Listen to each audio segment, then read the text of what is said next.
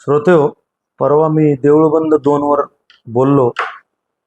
खूप interesting comment आल्या आणि आज मला आमच्या चॅनेलचा सर्व आमचा प्रसादने सांगितलं की डॉक्टर साहेब, प्रवीण तरडेंनी घोषणा केली मुळशी पॅटर्न 2, त्याचं नाव टॅगलाईन अशी आहे की भिंतीतल्या वाळूची गोष्ट.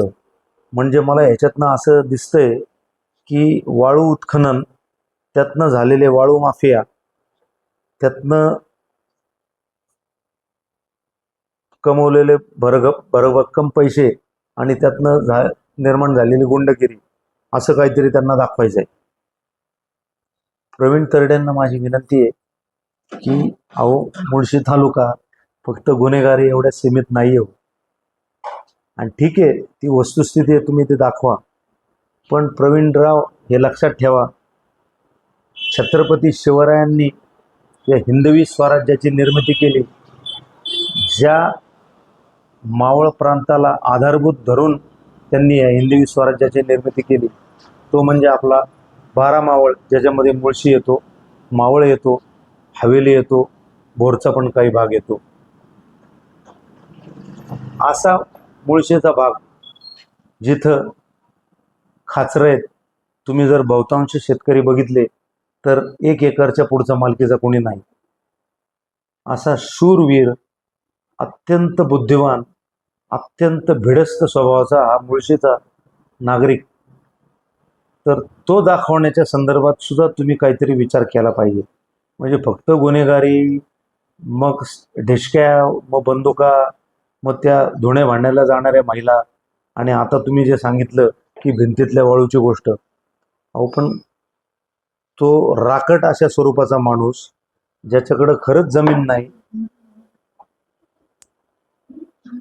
उशाशी पुण्यासारखं शहर आहे, पण आज शहरावर मुळशीची लोक विद्वत्तेच्या बाबतीत किंवा इथं व्यवसायाच्या बाबतीत किंवा शिक्षणाच्या बाबतीत नाही राज्य करू शकली.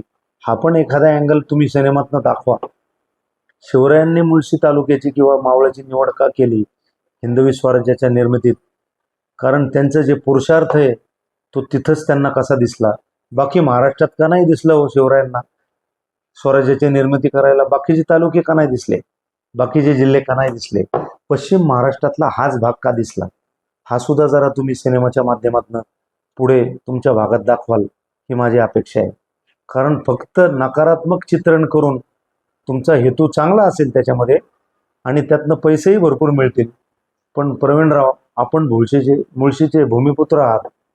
आपली पण जबाबदारी आहे की जो चांगला भाग आहे, बहुतांश मुळशीचा भाग चांगलाच आहे, तो दाखवून इथली तरुण पिढी जी वाया जाते किंवा गेली असं तुम्हाला दाखवायचंय, ती तरुण पिढी परत कशी रस्त्यावर येईल आणि खऱ्या अर्थाने हे शिवरायांचे मावळे काय आहेत हे जर तुम्ही सकारात्मक रीतीने जर दाखवायचा प्रयत्न केलात मुळशी पॅटर्न 3च्या माध्यमातून, तर आमच्यासारख्या सामान्य माणसाला नक्कीच आवडेल.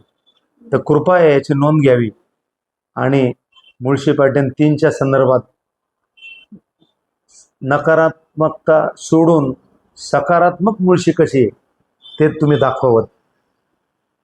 कृपा करून ह्याच्यावर विचार करा. धन्यवाद.